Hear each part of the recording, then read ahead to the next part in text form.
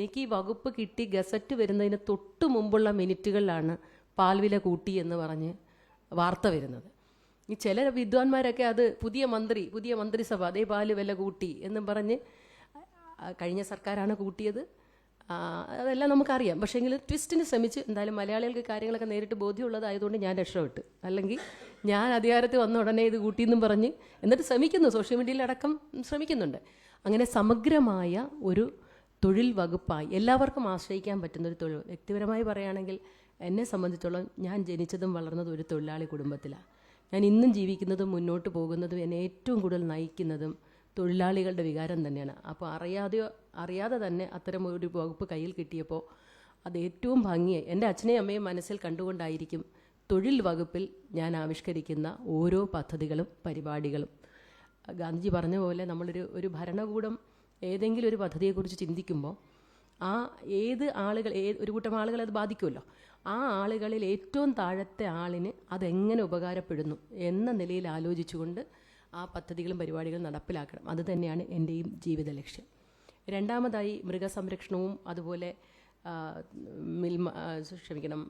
ക്ഷീര വികസന വകുപ്പും അതിൻ്റെ യൂണിവേഴ്സിറ്റിയും അടക്കമുള്ള കുറേ ആ വകുപ്പിൽ വരുന്ന ഇതുണ്ട്. മലയാളികൾക്ക് മറ്റെന്തിനേക്കാൾ പ്രിയപ്പെട്ടതാണ് കേരളം കണി കണ്ടുണരുന്ന നന്മയാണ്.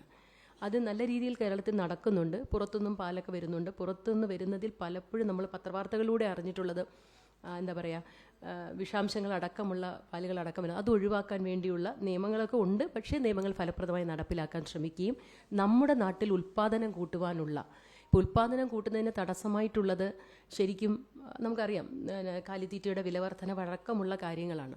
ഇപ്പോൾ ഒരു അത്ഭുതം എന്താ പറയുക, ഒരു കോയിൻസിഡൻസ് എന്ന് പറഞ്ഞാൽ എനിക്ക് ഈ വകുപ്പ് കിട്ടി ഗസറ്റ് വരുന്നതിന് തൊട്ട് മുമ്പുള്ള മിനിറ്റുകളിലാണ് പാൽവില കൂട്ടി എന്ന് പറഞ്ഞ് വാർത്ത വരുന്നത്.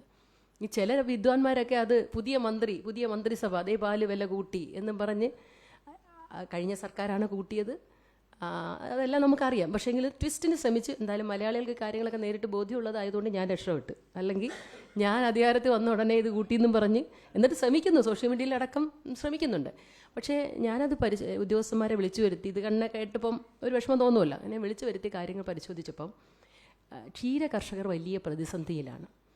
3 രൂപ, ഈ 4 രൂപ കൂട്ടിയതിൽ 3 രൂപ 35 പൈസയും ക്ഷീര കർഷകർക്കുള്ളതാണ്. കുറച്ച് പണം സൊസൈറ്റിക്കുള്ളതും ബാക്കി മാത്രമാണ് അല്ലാതെ പോകുന്നത്. അപ്പോൾ ക്ഷീര കർഷകർ പ്രതിസന്ധിയിൽ നിൽക്കുമ്പോൾ പറ്റില്ല, നിങ്ങൾക്ക് തരാൻ പറ്റില്ല എന്ന് പറഞ്ഞാൽ അത് വ്യവസായത്തെ ബാധിക്കുമെന്നുള്ളത് കൊണ്ട് എൻ്റെ മനസ്സിലൊരു ആഗ്രഹം എന്ന് പറയുന്നത് പാൽവില കൂട്ടി ക്ഷീര കർഷകരെ സംരക്ഷിക്കുക എന്നുള്ളത് ഒരിക്കലും പ്രായോഗികമല്ല. അവിടെയും വൈവിധ്യവൽക്കരണവും പുതുസാധ്യതകളുടെ പ്രയോജനപ്പെടുത്തി ക്ഷീര കർഷകരെ സഹായിക്കാനുള്ള നൂതനമായ സാഹചര്യങ്ങൾ ആലോചിക്കുന്നുണ്ട്.